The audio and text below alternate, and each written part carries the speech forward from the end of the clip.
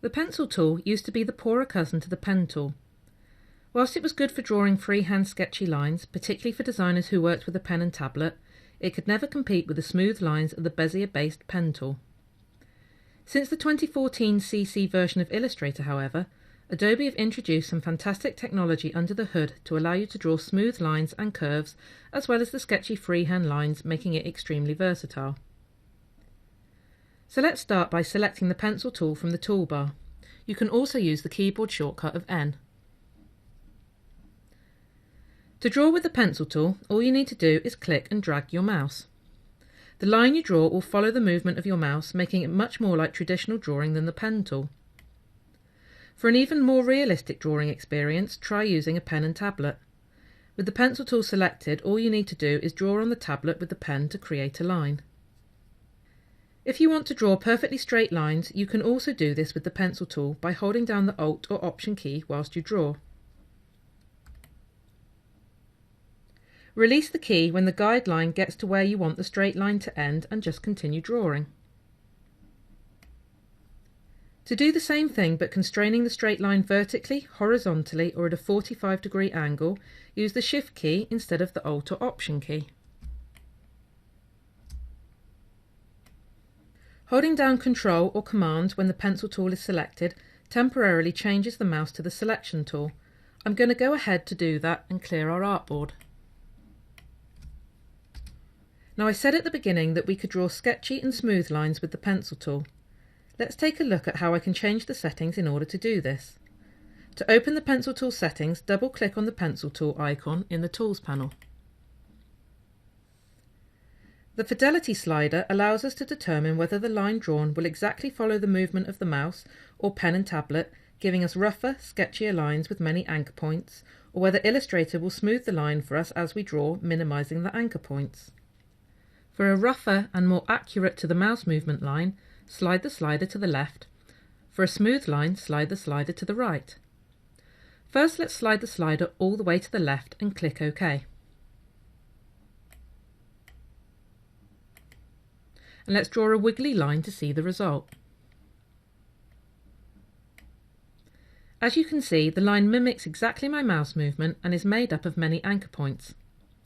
Now let's open up the pencil tool options again, and this time move the slider all the way to the right.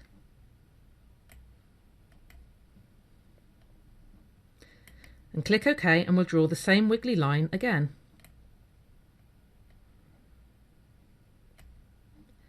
Illustrator has smoothed the line automatically for us, and it is now made up of far less anchor points. This new feature allows us to more closely mimic the results of a Bezier drawn path. You can also leave the slider somewhere in the middle to exactly control how rough or smooth your pencil drawn path is.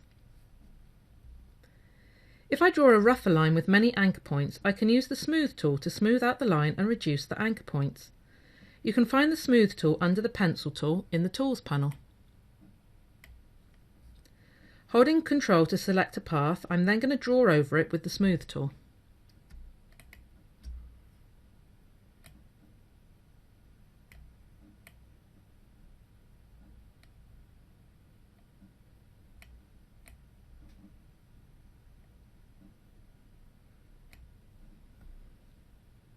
Illustrator removes the excess anchor points, smoothing the line.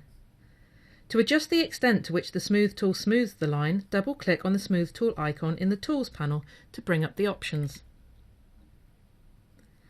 Adjust the Fidelity slider as required and then click OK. So now let's look at how to draw a closed path with the Pencil tool. I'm going to start drawing and then simply continue drawing towards my starting point.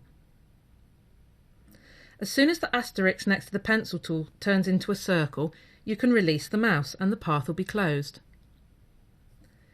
If you want to adjust the distance at which the circle appears and when the path will close, you can do so by adjusting the bottom slider in the Pencil tool options. The value can be anywhere between 2 and 20 pixels. I can also continue existing open paths with the Pencil tool and close them. Now I'm just going to hold down Control and select one of my existing open paths. With the pencil tool selected, I'm going to move my mouse close to one of the path endpoints. You can see that the asterisk next to the pencil tool cursor changes to a /. This means that if I now click and start drawing, I will be continuing the existing path and I can now close the shape. If I have two paths I want to merge, I can do this with the pencil tool. I need to select both paths and then start drawing at the end point of one of the paths. As I come close to the end point of the other path, you can see that my cursor changes into a little square with a line behind it. When I see this cursor, I can release my mouse and the two paths will be joined. I can also use the pencil tool to edit existing paths. You can toggle this feature on and off in the pencil tool options. If I open up the options, you need to make sure the box Edit Selected Paths is ticked to enable this feature. So let's see this in action. I'm now going to draw somewhere on the path and make a new path, and then rejoin the existing path again.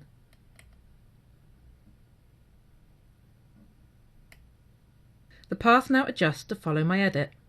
So that concludes our pencil tool tutorial. Whether you decide to use the pen tool or the pencil tool will be personal preference. Personally, I prefer to use the pen tool for technical flat drawing as I find it gives me more control. When I am looking to make my fashion drawings more dynamic, I switch to the pencil tool. However, more often than not, I will use a combination of the two to combine the best of both worlds.